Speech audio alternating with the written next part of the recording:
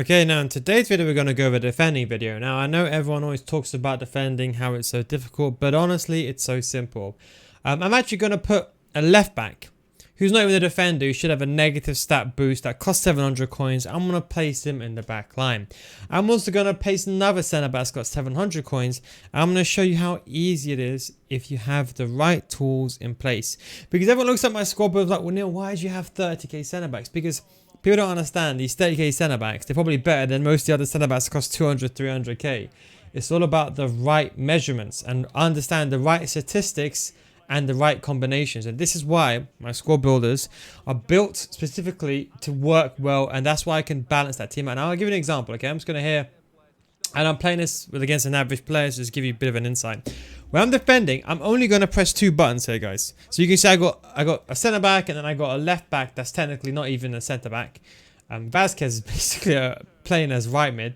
But I just wanted to show you, for example, that it's not actually to do with the players itself. It's all about positioning. Now have a look. I'm not going to press the tackle button once this entire half. Just watch this. I'm not going to press the tackle button just once. All I'm going to do is, to win the ball back, I'm going to use the run and jockey, and I'm just going to run in front. Have a look at that I did with Spinazzola. That's 700 coins, by the way. I was able to run in front. Now, how can a card that costs 700 coins be better than all? I'm going to miss this deliberately so he doesn't leave, because it's the second time I'm recording this now. How can a card that costs 700 coins be better than a card that costs 200k? It's all to do with simple maths. People pay too much because they don't understand the real intricacies, what makes a good average. The second thing, if people don't understand how to defend, they press a tackle button. It's all about position. Like this, look, all I got to do is stand still. This is my way of defending. My job as a defender is to be a wall. You see Rodrigo, how I won the ball there. How could I win the ball with Rodrigo by not even selecting him? And let's say, for example, I have 35 stand tackling or whatever he has on Rodrigo.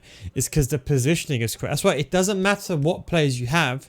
It's all about the positioning. That's why you want things like pace that can get you into the position quicker, that can allow you to cut the passing lane out quicker. So for example, like here, if I make a mistake, I made that mistake, now I can recover. If I've got a player, for example, like here, Spinazzola, for example, like here, look, all I got to do is keep my line. I know who he's going to pass the ball to. I'm not even going to use anyone else. If he wants to take a shot from range, you let him. But have a look, for example, how my opponent defends. Look at this. He runs out. He makes a massive gap in his defense. Look at this. I actually tracked that one that time. That's a nice play from my opponent. Let me pass the ball here. That's not the best of passes from Mr. Papin. Get the ball back there. And slide tackles you don't need to use. You know, things like teammate contain slide tackling. Yeah, use it when you're good. Like, have a look at that. And now, how did I score that goal? Was that because I'm just some magnificent player that's just so amazing at the game? No, it's because he just ran out with the centre back. If you just stood still, I could never have scored that goal. And this is what happened in Division 4, Division 5, Division 3, and even in the Elite Division, because a lot of players in the Elite Division are not really Elite Division players. I guarantee you, some of you guys, with being candid here, there's some of you guys in the Elite Division that shouldn't actually be in the Elite Division. The only reason you're there is because of the no relegation system. So this is just a bit of an example that I wanted to show you deliberately, to show you it's not about anything complicated. You don't need to do anything like of course, look, I love using a hard slide tackle. I love, for example, using teammate contain, trapping a player. If I run out, my one player can make a mistake and I'll cover the other player, do a hard slide tackle. I love doing that. That's what all the top tier players do as well. But when you want to build that foundation, you have to keep the base in check. Are you staying in line? Are you switching to your centre back already? Are you in a position to get the ball? You said that I'm not even tackling the ball with Valverde. Valverde costs 700 coins. Not 700. It costs like 1 or 2k now. Valverde. You don't need, thank God FIFA made it this year that if you just got the game during Christmas, don't think, oh, I don't have this team or that team, so I can't compete. You don't need the team. All you need basically is just a good stable team. That's why I say follow some of my squad builders. Even if you think at the squad build you're thinking, let me miss this as well. Even if you're thinking, what on earth is going on? What has Neil chosen? There's a reason I don't just randomly pluck those players out of thin air and use them. They're there for a reason, guys. That's why I tried to give the explanation in the squad build as well. Again, same thing here. Like you can see, look here with Spinazzola. He's a left back. He should technically be getting a negative advantage by playing in centre back. Why? It's because don't forget EA have patched that since last year. If a fullback is playing in centre back, they should be negative positioned. But you can see when a combination of the correct stats and a good, so look at that. How I won that ball. It wasn't because I did anything special. Is that I just basically predicted what was going to happen. That's a key thing as well, is understanding what's going to happen. Like, let me give you another example. A lot of players, they'll put their controller down. And this is another harsh reality. Sometimes, unless for example my opponent plays a through ball here, sometimes you can see it's better for me not to press my controller at all. You see that how I won that ball back?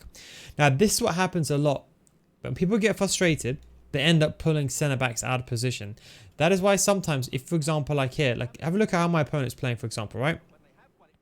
If I'm defending and I run out like this, like this, my centre back, I'm going to create a massive hole in the back and he's going to be able to break through that hole. You see that? How easy it is? That's why you want to maintain. But look at that. Klosterman didn't commit forward. He used the running jockey. He just held my ground. That's it. If I want to win the ball, I let the ball come to me. You see that? I'm not getting that ball. If you want to, you can be aggressive. But I just let the ball come to me. Look, I'm defending the angle. Come to me. See that? I'm saying you run into me. But I'm saying I'm not going to let you pass. My job is to stand in front of you so you can't get past. For example, like here. I still close him down like here. I'm running. I'm saying you can't get past.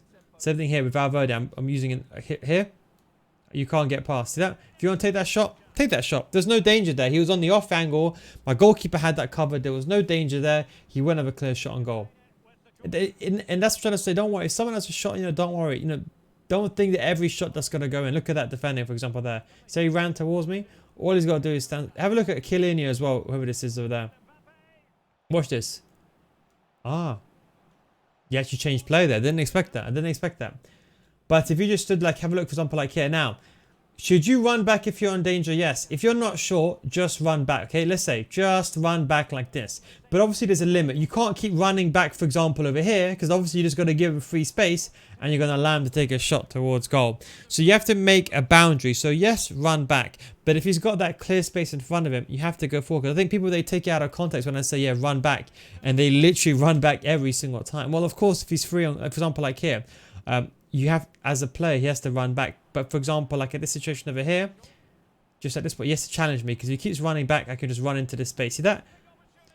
See that? I can run into that space. So that's why he needs to be, you need to have that understanding and awareness like my opponent did of when to run forward or when to run back. Like here, if I'm not sure, I can just run back here because there's no danger. I can run back, run back, run back, run back, run back. Like even over here, I can run back there. I didn't even mean to get the ball there. The game did it for me.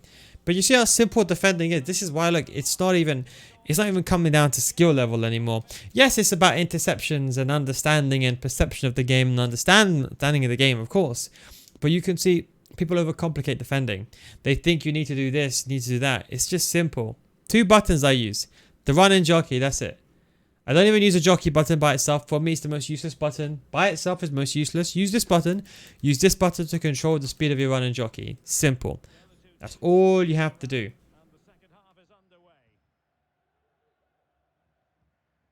Same thing here. Use the run and jockey. Okay, if you can, use your CDM. Cut that passing lane out. Got beaten. You can still use your CDM here to recover.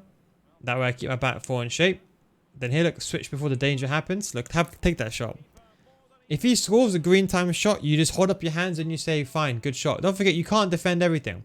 There's going to be some situations that you defend correctly, but you just can't defend everything. It's just part of the game. You can't defend everything. Even like, look at this when he's in the other position. Look, if he just stood still and held his ground instead of running towards me, I can't walk past him. Do you see I'm only walking past him because he's running out? Do you see that? I'm just going to run back here. Look, run back. Let him, look, see? No tackle button. Just ran in front of him. Let the ball come to me in my stride. I'm not committing position. I'm acting like a wall. So if he is going to take a shot, he's going to hit me, the player.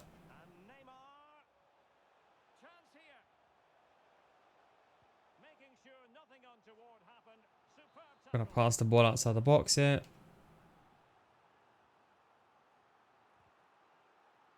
Let's take a shot here. This might be a goal, actually. Never mind. That was a horrifically bad shot there. But again, same thing when you're on the attacking end as well. You know, cut the passing lane out, run and jockey, able to win the ball back with Mbappe. See, I'm not aggressive all the time. Like here, not too short, just run back. Off the ball here. Nice 1-2. L1 trigger before the ball gets there. Mbappe makes that run. Perfect. Through ball. Have a look at this guy's defender now. Look at this. See that? Just stand still. Don't let me go past. Just stand still. Look, stand your ground. Look, no need to tackle there. Stand like where KDB did just over there, but don't run forward. Look, just stand your ground. Look, when he comes forward, look, just walk around him. Stand your ground. Look at this. But you see, and this is what happens to you inside a game, is that you panic how my opponent is. You're 1-0 down and you don't keep the basics in check. You panic just like my opponent is doing.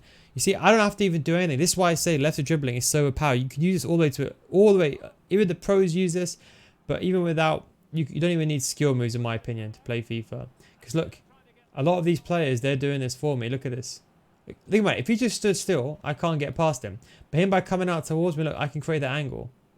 You see how easy it is for me to create those angles. But if I just, in contrast, look, if I just stand still like this, I block that passing lane. But I run back here, and I'm standing my ground here. Look, if he runs past me, okay, I run in front of him. If he makes that pass, I'm going to give you an example. Let him make that pass that player there. I'm going to stand my ground. Cut that angle out. Cut the sweat back. Look at that. How did I anticipate the danger? I just went and I trusted my goalkeeper. Trust your goalkeeper. And you can see, of course, now I'll give him the win in the end. As you can see, frustration is really kicking in from my opponent. And this is where it comes to, for example, how do you get the 20-0s in weekend league? There's players that are rank 1 caliber, by the way, in a weekend league that maybe only get rank 4 or rank 3. The question is, do you have the composure? Do you have the consistency to get rank 1? Are you, when you go down, are you going to be making the same mistakes that this opponent is making over here? Again, not too sure. Ryan jockey. Got a bit unlucky again. Let the ball come towards me. See that? Didn't panic. Let the ball come towards me. And Klosterman, by the way, cost 700 coins. One of the best centre-backs in the game for his price. There's literally no one else. That's a very nice side look from my opponent. Here, look. Cut that passing lane out. I'm not too sure. Stuck here. I'm just going to run back. Switch that play. Just going to run back. Hold my position. Not too sure. Again, if you're really not sure, switch that player early. Anticipate the danger early. See that? Able to switch that player earlier. But you see, when I switched to my centre-back there, I went around in a bit of a circle there. A bit of a mistake on my end. But you see, I didn't commit that player going forward. Like, here, stand my ground. Here, stand my ground. You come to me. Thank you very much. Anticipate the danger. If you sense a danger there, switch that player and sort out. See, look, I'm using L1. I'm using the right stick switches to select my CDM. But inside the box, I'm using my defender L1 button most times, switching to that player. Yeah, let's just go for a shot. I don't think we'll have enough curve to get this around. Maybe, maybe not. Same thing there. Good defending from my opponent. Again, cut that passing lane out. Cut that passing lane out. See, I'm not too sure, so I'm just man marking that striker. See that? Then if I need to be aggressive, I can be. If I'm not too sure, I just run back there. Look, see, I'm not going towards the player. I'm running. Look, I'm running into the key pivotal positions. You see that? Look how defending with Valverde. Look, see, look, holding my ground. I'm saying, if you're gonna beat me, you come at me and beat me. See that? Look how difficult I'm making his life just by standing still and holding position. Look, see? I'm not doing... AI is doing the rest for me. Look how difficult his life is now. Oh, look, Valverde won that ball there. Do you see? It's all about just keeping your composure. Now, does that mean that you shouldn't press? No, I'm not saying you... I'm not saying you shouldn't press. You can still press. Like, you could be very aggressive. But if you've got the basics out of the way, then you can apply pressure. So I'm just going to be aggressive here with all these players. This is an example. As an example, like here. You can use that. Good combination. If he took that touch on the inside, I would have got the ball from that slide tackle there. Tried to lose the ball here. Again, I can apply pressure like this. Win that ball back there, high up the pitch. Go back to him. Same thing here. I can apply aggressive pressure here. I can apply a lot of pressure. I can be risky. I can play that. I can make that slide tackle and get that ball back there, etc., etc. But anyway, I just wanted to give you just a bit of a brief example here. Bit unfortunate for my opponent. I don't know what's going on here. But yeah, I just wanted to give you a bit of a brief example on what's going on here. Let's just do it like this. Just to give you a brief example of what's going on. Just so you get a bit of an example of how to play FIFA. Oh, I can't believe that. It almost stopped on our line. Just to give you a brief example of how to play the game and how to keep it simple. A lot of you guys have got the game for Christmas and everything. Hopefully this is a bit of a good insight to not overcomplicate things, keep things very, very basic. Everything else you can always add in after, but don't forget, look, even for example, from a winning stance on my opponent, right? How much do you think he's going to run out with his centre back? Try to get the ball there and try to get it through. But what's the chance of running out with the centre back, him or her? That's the thing you got to think about. Anyway, guys, thanks for watching. Don't forget, if you want to get better, you can come to my FIFA School Series, patreon.com/nail guides. Otherwise, thanks for watching. Take it easy, of course. To catch you next time. Peace out.